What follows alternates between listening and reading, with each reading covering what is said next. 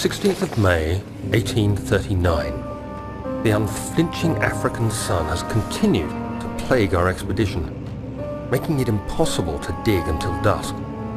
How Professor Herbert managed to find the location in these vast plains of nothingness remains a mystery to me. When I asked him about the tomb again, he told me about the legend of Tin Hanan, the mother of us all. An interesting story in its own right, but I can't help feeling there's more. Later that evening, we uncovered a passage beneath the dunes leading to a sand-covered stone structure. The professor was confident it was the tomb we sought and ordered the others to clear the way late into the dark, cold night. Tomorrow, I shall lead the men into the ancient structure, hoping to reach the burial chamber. No matter what the professor is keeping from me, the dig should yield something interesting to take back to London and the British Museum.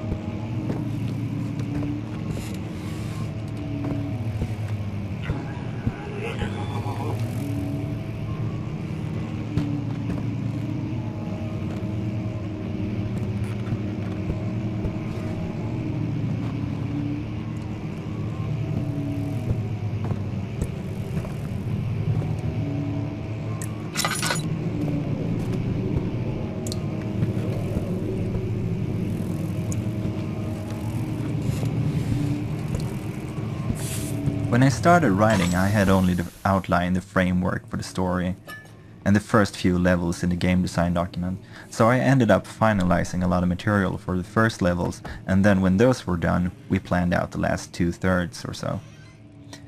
This had a funny effect since I had to not only cater to the story, but to stay true to the stuff I've written for the first levels.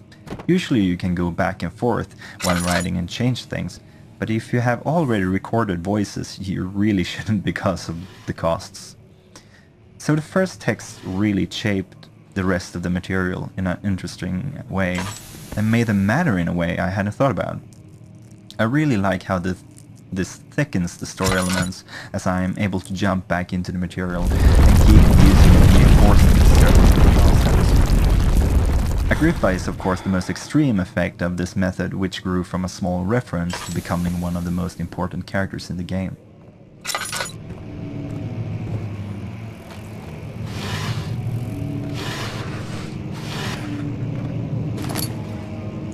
"17th of May, 1839. My hands tremble as I write. I feel a need to document my tribulation, for I fear that my memory will fail me if I linger. Today, I took some men and ventured into the dark, ancient passage we uncovered. Our torches burned faintly in the murky air as we slowly made our way underground.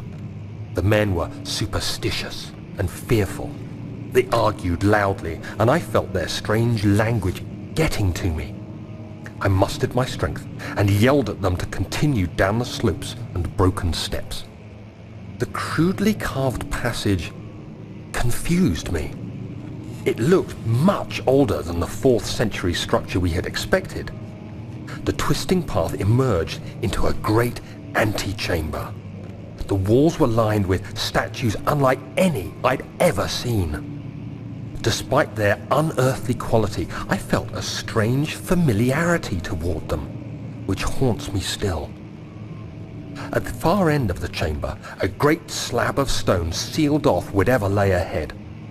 I gave the order to raise it, and as I pushed through the narrow space, the heavy stone suddenly dropped, sealing me inside.